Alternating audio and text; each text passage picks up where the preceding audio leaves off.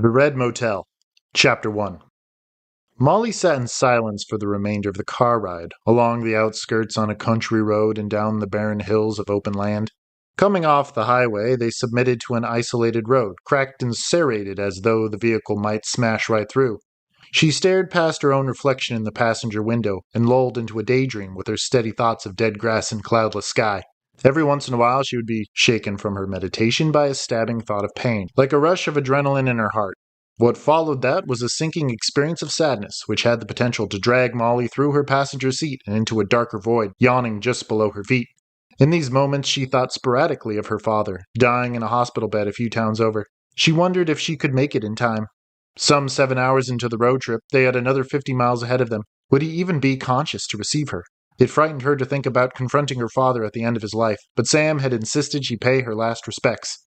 Sam rolled his eyes away from the road to watch his wife, sitting slumped in her seat with her arms crossed and her breathing ragged. "You must know this area pretty well," Sam told her. "Anything around here worth seeing?" "Just farmland," Molly replied dryly. "No carnivals or museums? Maybe tourist traps, like the world's largest hammer and nails?" He attempted to solicit a smile, but she had already transitioned back to her thoughts. Sam sighed and turned up the static on the talk radio station, already slipping out of continuity. Every radio station he settled on died an hour later, and he took his hand off the wheel to tune the knob on the radio. The car bumped against something in the road, and they heard a surprising explosion, like a gunshot to cause them to seize against their seats, their belts biting into their collarbones. They had a flat tire, and cursing under his breath, Sam pulled off to the side of the road with the shredded rubber knocking on the wheel well. They both got out and inspected the tire, and to make matters worse, they seemed to be the only individuals on this particular road. "What the hell caused it?" Molly threw her arms in the air in a sign of defeat. Although she was relieved the deathbed reunion with her father was momentarily postponed, she checked her watch and felt her heart skip into rapid succession.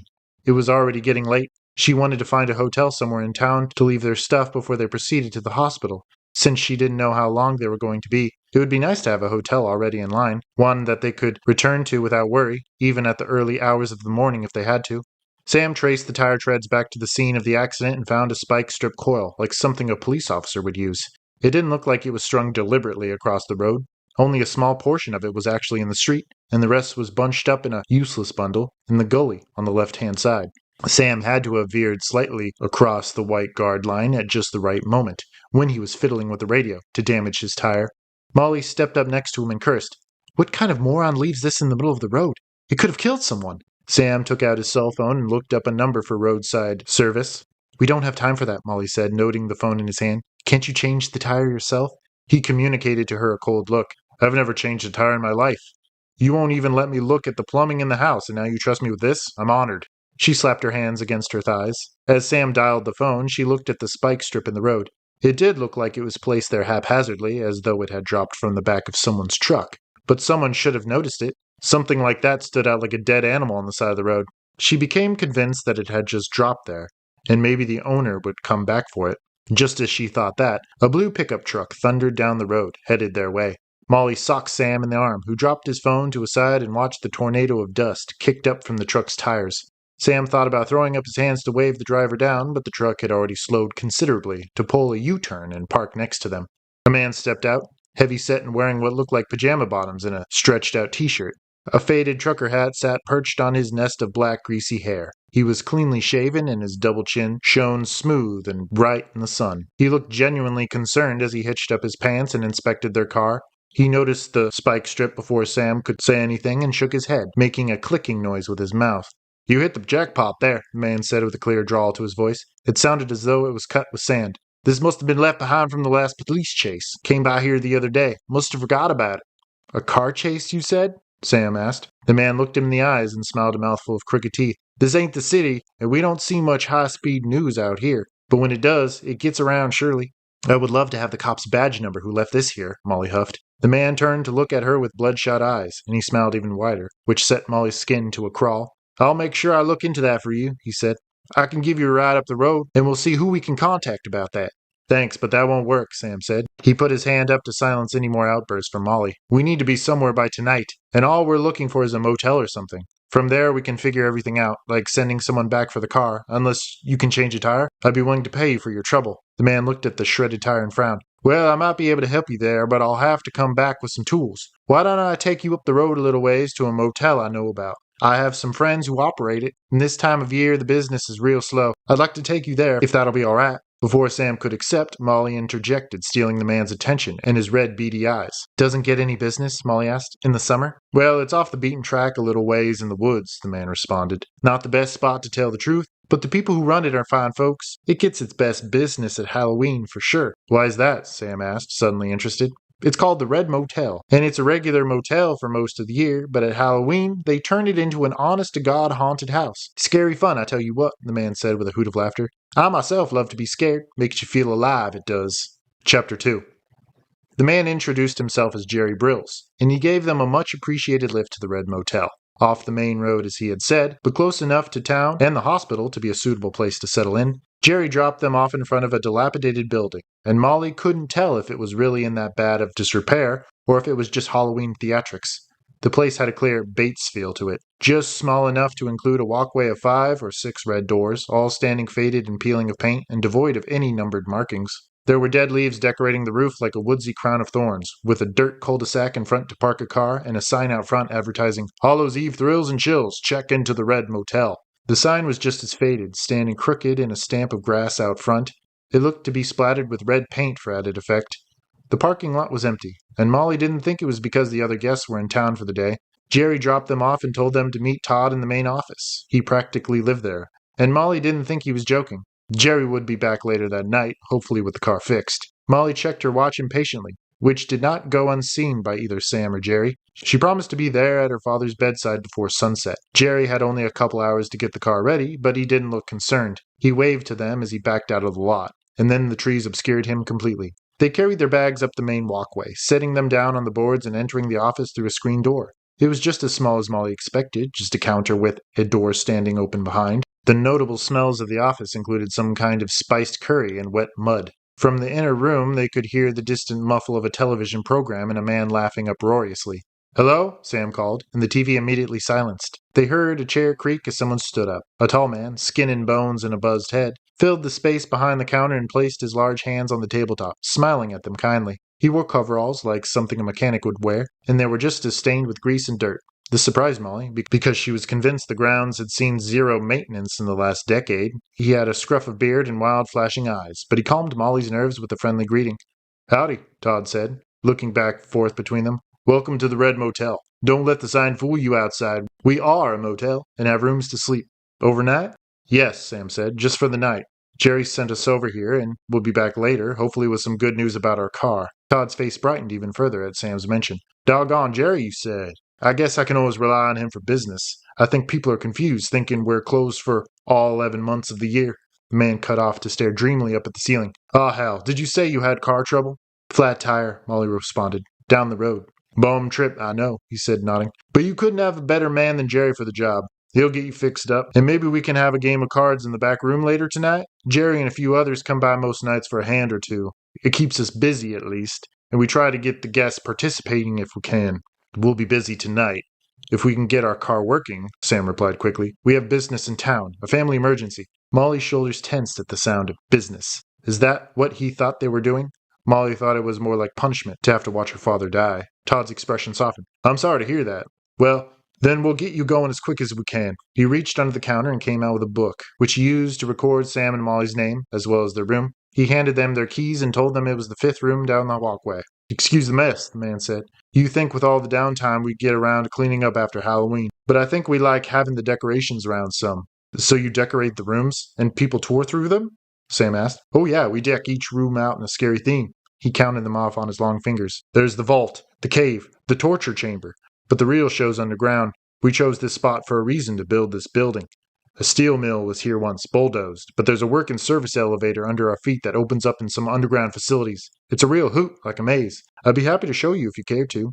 "No, we'll have to pass," Molly said curtly. Todd lost his smile and watched them turn around to leave. "Well, I'll check up on you a little later," he said. "Just holler." Outside, they picked up their bags and proceeded to the end of the walkway toward their room. Molly counted the doors as she passed, realizing how ridiculous it all was. When she stepped inside the room and flicked the switch on the wall, she was greeted with a numbing sight, enough to turn her stomach. Like the office, it was just as she expected. A television, a bed without its sheets, a nightstand, and an open bathroom. A fine layer of dust covered every known surface. and they left shoe prints in the stiff carpet. She expected she wouldn't be staying the night there. She would rather sleep in a chair in the hospital waiting room. She set her bags down as Sam closed the door behind them, sounding a sarcastic whistle. Molly called the hospital on her phone and learned there had been no change to her father's condition. He was coming in and out of drug sleep and was responsive but could not talk on the phone. Molly assured them she would be there in the next few hours and hung up with a strained face. She realized that she'd been holding her breath and she let it out slowly. Sam watched her, but without knowing how to comfort her, he walked into the bathroom. Molly sat on the bed, which did not give under her weight. She looked up and around, from her reflection on the TV screen to the hole in the ceiling. Sam stepped out of the bathroom to find Molly standing on the bed and inspecting the ceiling. "What are you doing?" "There's a camera in the ceiling," Molly snapped. Her hatred came out in a high rise to her tone. "No," Sam said with a laugh. He walked over and peered up with his neck craned. "There is a camera in the ceiling." "What the fuck?" she said. As she stepped off the bed, it slid sideways and Sam had to catch her from falling, and they both hit the wall. "You okay?" he asked. She didn't answer and bent down to inspect the floor. The bed had moved enough to reveal a piece of clothing, balled up in the corner. She reached to pick it up, but caught herself. It was a white shirt stained red with blood. Sam had to catch her again as she sprang back. "What the fuck is that?" she cried. Sam paused a moment, standing over it with his fists on his hips. "It must be a prop," he said. "This place is a haunted house at Halloween, Molly.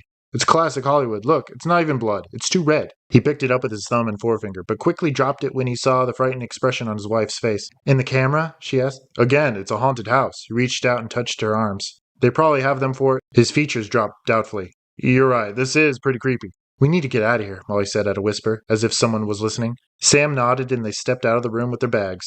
Outside they felt immediately safer, where they could fill their lungs with fresh air and listen to the cottonwood leaves in the wind. "I didn't get that guy's number," Sam said, staring hopelessly at his phone. "Do you think he fixed the tire by now?" "I think you should call AAA, Molly replied. "Tell them to tow our car and pick us up on the way." "Maybe I should just call a cab," Sam said. "We can find a better place in town, if we can get to the hospital first." He called a number for a taxi service and asked to be picked up as soon as possible. They watched their backs as they stood in the dirt lot, with one eye on the closed door to the office and one on the road. After 10 minutes of waiting, they heard a car approach the motel from the gravel road, and Molly's chest lifted.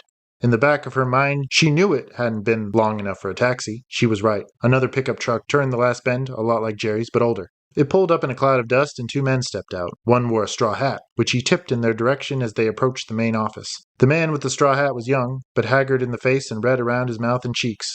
The second man looked to be the same age, but he had shoulder-length white hair and a cowboy hat, complete with jeans and a pair of worn boots. He looked at Molly and Sam briefly, smiling toothlessly. They both walked into the office smoking cigarettes. Molly and Sam exchanged confused looks. Were they guests for the night, or were they friends with Todd? Molly knew the latter to be true when the three of them stepped out of the office, laughing and coughing. Todd patted them both on the backs and they stopped in place like puppets. "Glad to see you guys," Todd called to Molly and Sam. "These are my pals I was telling you about. We're about to deal a hand in here if you're interested." "No thanks," Sam said. "We're waiting for a cab. Like I said, we have business in town, and we really can't stay." "Wait inside here," the white-haired man said, still smiling. "It's getting cold out. The sun is setting now. You'll freeze yourselves." "We're fine out here," Molly said. She made no attempt at hiding her impatience. "We don't mind waiting." "Oh, hell. It'll take 2 hours for a cab to make it out here," the man with the straw hat said. "Let me take you into town in my truck if you want. I'll get you there in 10 minutes. "No, thank you. We'll wait for the cab," Sam replied. "We already called it." "Nonsense. I won't have you wasting your money on a cab when I got a perfectly good truck right there." The man approached his car, jingling his keys in his hand. "Really, we're fine waiting out here," Molly insisted. "No way am I letting you two nice folks stand out here and freeze," he replied shortly. "God knows those city taxis take their sweet time. You know they run up their clocks by driving slow. That's how they up their quota." "Why don't we just wait inside the office?" Sam said. "We'll stand by the door so we can hear the taxi when it comes up. Does that work?" Molly threw him a frightened look, which the man did not see. He smiled and shook Sam's hand. "My name's Daryl," he said. "That's my buddy Trevor. And we hear you already met Jerry." Molly couldn't believe what she was hearing. Word had spread fast about their flat tire. Apparently it was the talk of the town. "Hey, what about Jerry?" "You should have your car fixed up in a minute," Trevor said. "Yeah, why waste your money on a cab when Jerry's fixing up your ride?" Todd threw in. "We don't have time to wait," Sam started to say, but Todd cut him off. "Come on inside." Tom waved his hand at them. "Get in here and relax." Molly looked back at their room and wondered if it would be better to wait in there. The shiver up her spine quickly changed her mind and she followed her husband to the office, the last one to enter. The screen door clattered in the frame behind her. Inside the office, Molly and Sam stood in the door to the back room, where a table was set, and where the men sat around uncomfortably in folding chairs, much too small for them. A TV chattered in the background, forgotten for the time being. Now the room stunk of cigarette smoke and sweat. "Sure you don't want to get in on this?" Daryl asked Molly and Sam. He had taken off a straw hat to reveal a balding head of salt and pepper hair. Todd shuffled the cards and watched his guests in the doorway. Yeah, come on. We could squeeze you two in. No, we'd rather watch, Sam said. Molly nodded without looking at them. Suit yourself, Tom belched and leaned over the table. Better the three of us. I have no quarrels with them, but you two owe me some scratch. After the last sorry game you played, Darrell laughed. I think I'll take what I owe off your tab. You sorry sons of bitches. Trevor shuffled the cards and started dealing with a quick hand. These two work the haunted house at Halloween, Todd said. Tell them what you do. I play a minotaur, with horns, Darrell said, touching the invisible horns above his head. It's pretty fun to chase people through the maze down there. The costume does all the work for me. I bet, Sam said. I can imagine. I haven't been to a haunted house in years, but I swore I'd never go to another. Why not? Trevor spat with real malice. He flicked the brim of his cowboy hat and peered up at him. What's wrong with haunted houses? Sam did a double take. Nothing. I meant nothing by it. They're just not for me. You don't like being scared or something? Sam blinked at him, struggling for a response. Take it easy, Todd said, punching Trevor in the shoulder. This did little to alleviate the situation because Trevor growled hatefully and shot Sam an ugly look. Molly stood stunned behind her husband, avoiding all eye contact. She was ready to spring at the screen door behind her and run into the forest if she needed to. She could only hope Sam was able to keep up. This guy is trying to say something, Darrell cut in. Go ahead, say it. I have nothing to say, Sam said with some energy, although he tried to keep calm. I'm sure you have a great haunted house here. I mean no disrespect. None taken, Todd said. Don't you worry about it. This place is our passion. We let the atmosphere do the work, if you know what I mean. You have to make the people think they're actually in danger. They need to believe that they may die, or else there's no fun in it. That's where you get the rush, like jumping out of a plane, or taking a real strong drug. Drink! Trevor suddenly cried, slamming his hand down on the table happily. He extracted a long glass bottle from underneath the table and showed it off to them as they cheered. The bottle didn't have a label, and the liquor inside was clear as water. The rest of the men hooted and clapped their shot glasses against the hardwood in a sporadic rhythm. Trevor poured them all a finger of the clear liquid, and they held fast to their glasses. All three of them looked at Molly and Sam expectantly, holding their drinks in the air in toast. Will you drink with us? Todd asked them. Trevor here is a fantastic cook. He's a natural-born chemist. I kid you not. He brewed this himself. Molly's insides turned. After the bottle was opened, she almost gagged on the strong smell in the air, something like sulfur or ammonia. No, thank you. Sam spoke for the both of them. You don't want to try my drink? Trevor snapped. Sam almost screamed before they all laughed. He choked on his breath and looked around with a red face. I'm just kidding you. You don't need to try it. More for us. Molly relaxed her shoulders and looked outside, at a darkening sky and an empty lot. Besides, you don't need to actually drink it to feel it, Trevor continued. He lifted the bottle up, and cocking his arm back, he flicked the bottle through the air, but held onto it. It happened so fast, Molly and Sam flinched at the same moment. But what hit them was not the bottle as they expected. They were speckled with a spray of nauseous fluid that stung their skin and burned their nostrils. Both of them scrambled for the screen door as the men laughed behind them. They burst outside, but the cold air did little to soothe the burns on their skin. It actually made them worse, and the liquid dripped into Molly's eyes, turning her world into a bleeding painting of color, bright and phosphorescent. She screamed as her world turned upside down. She collapsed to the dirt next to her lifeless husband. With eyes rolling into her head, she saw stars.